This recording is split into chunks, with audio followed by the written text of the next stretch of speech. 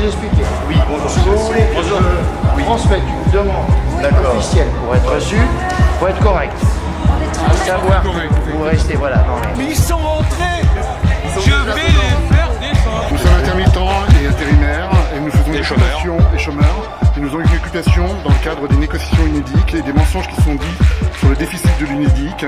Est-ce que on répond à la proposition du secrétaire général de recevoir une délégation que nous on estimait entre 4 et 5 personnes dans son bureau qui vient ensuite rendre compte évidemment de la teneur des discussions devant tout le monde ici à l'issue de cette audience, ou est-ce que, comme certains l'émettaient, il faut réclamer une audience devant tout le monde ici même, ce qui pour l'instant est refusé. Il a dit qu'il est suffisamment compétent pour nous entendre et pour noter nos commentaires. Mais ça ne sera pas un échange. C'est vrai que 80 peut-être ça risque d'être le bordel, bien que ça serait légitime aussi que ce soit le bordel, je pense.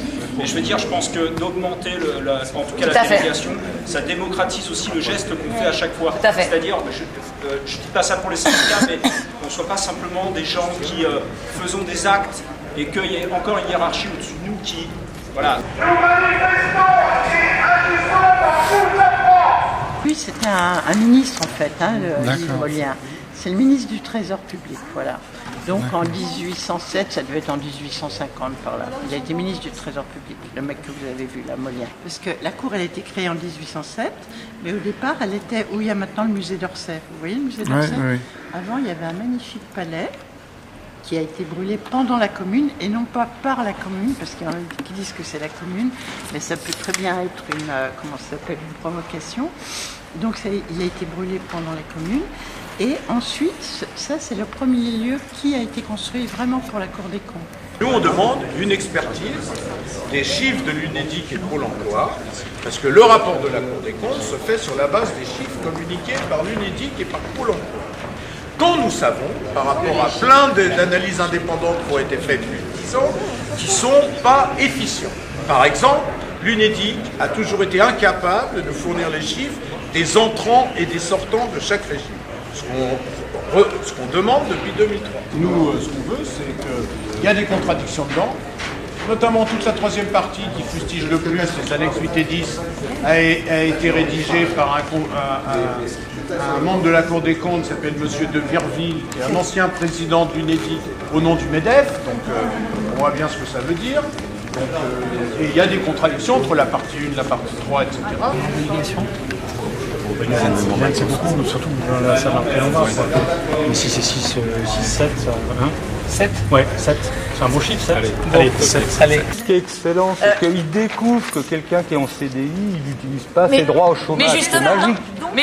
C'est magique. Et parce que pour un intérimaire ou un intermittent, être au chômage, c'est pas un risque, c'est une certitude. C'est tout. En faisant ça, la Cour des comptes, quand même, elle admet que si le recette de l'UNEDIC diminue et les dépenses augmentent, c'est bien à cause de la flexibilisation du marché de l'emploi. Du coup, c'est quelque chose qu'il faut qu'elle réaffirme publiquement. Pas seulement au fond d'un rapport. La Cour des comptes vous proposait l'occasion, alors même que vous avez fait cette intrusion, de vous exprimer, d'être reçu, de dire des choses. Si c'est pour que nous restions sous cette pression, on n'a absolument aucun indice que vous partirez et on a tous les indices que vous avez envie de vous installer. Mais non, pas de raison. Je ne peux pas vous recevoir si jamais le bâtiment est toujours ici, ailleurs, je ne sais pas où sont vos camarades, dans le bâtiment sans aucune assurance.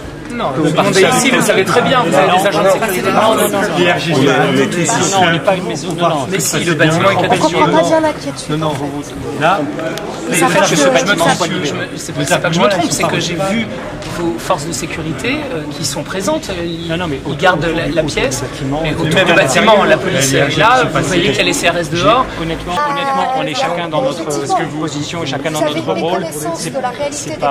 C'est décevant parce que assez stupéfiant. Donc vous refusez de nous écouter, vous refusez de nous entendre. Non, je vous le propose toujours depuis le début. Et quand on fait une expertise... Chômeurs, précaires, intermittents, intérimaires, solidarité. Chômeurs, précaires, intermittents, intérimaires. Solidarité, chômeurs, précaires, intermittents, intérimaires. Solidarité, chômeurs, précaires, intermittents, intérimaires. Solidarité. On a même des propositions à faire qui ont été élaborées depuis longtemps par nos professions, qui ont été chiffrées. On a travaillé depuis longtemps à faire des vraies propositions pour un vrai régime spécifique, beaucoup plus juste et qui tienne compte vraiment des pratiques professionnelles.